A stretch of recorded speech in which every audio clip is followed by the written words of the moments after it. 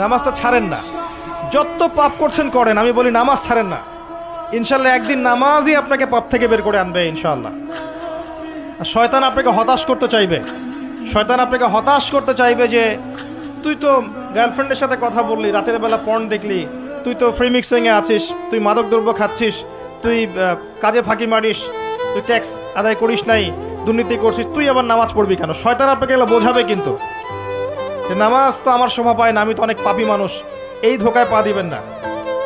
আপনি নামাজ কন্টিনিউ করতে থাকেন, ইনশাল্লাহ আল্লাহ পাক আপনাকে পাপ থেকে বের করে আনবেন ইনশাল্লাহ।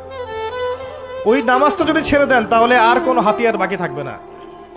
আর আপনি যত পাপ করেন না কেন মায়ুস হবেন না, মন ছোট করবেন না।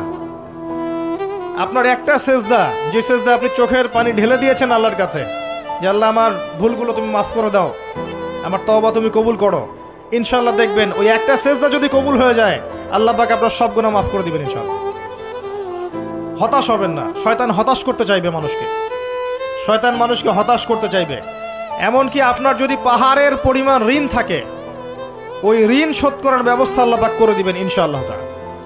হতাশ হবেন না, নামাজ ছাড়েন না। আর আমি একটা কথা বারবার বলেছি, আবারও বলছি যে চলমান যে 3G 4G নামাজগুলো চলছে এগুলো থেকে নিজেকে দূরে রাখুন।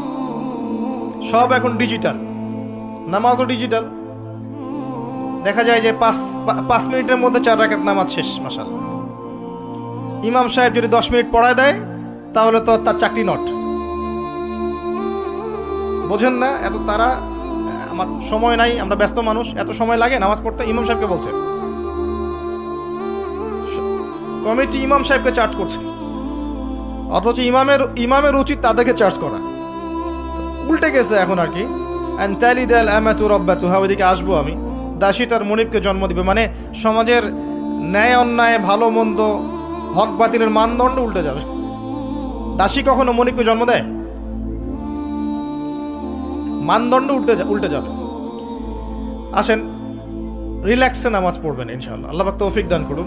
নামাজের মধ্যে যা পড়ছেন এটাকে বোঝার চেষ্টা করতে হবে অর্থটা, তখন দেখবেন নামাজে মনোযোগ বাড়বে ইনশাআল্লাহ। তার আগে অজুটাকে ভালো করে করবেন, তাড়াহুড়া করে অজু করবেন, রিল্যাক্সে অজু করেন, অজুর অঙ্গগুলোকে সুন্দর করে ধন। অজু পরিষ্কার হয় না, এই জন্য নামাজে মনোযোগ থাকে না। আর একটা বদ অভ্যাস আমারও আছে, আপনাদের সবারও আছে আমি জানি। অজুতে আমরা যে পরিমাণ পানি খরচ করি, এই পরিমাণ পানি দিয়ে নবী সাল্লাল্লাহু আলাইহি ওয়াসাল্লাম গোসল করতেন।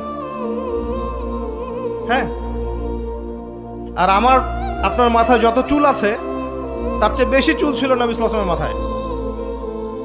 আপনার 2-3 জনের মাথায় যত চুল আছে তার চেয়ে বেশি চুল ছিল নবী সাল্লাল্লাহু আলাইহি ওয়াসাল্লামের মাথায়। তারপরেও তিনি অল্প পানি দিয়ে গোসল করে ফেলতেন। আর আমাদের দেখবেন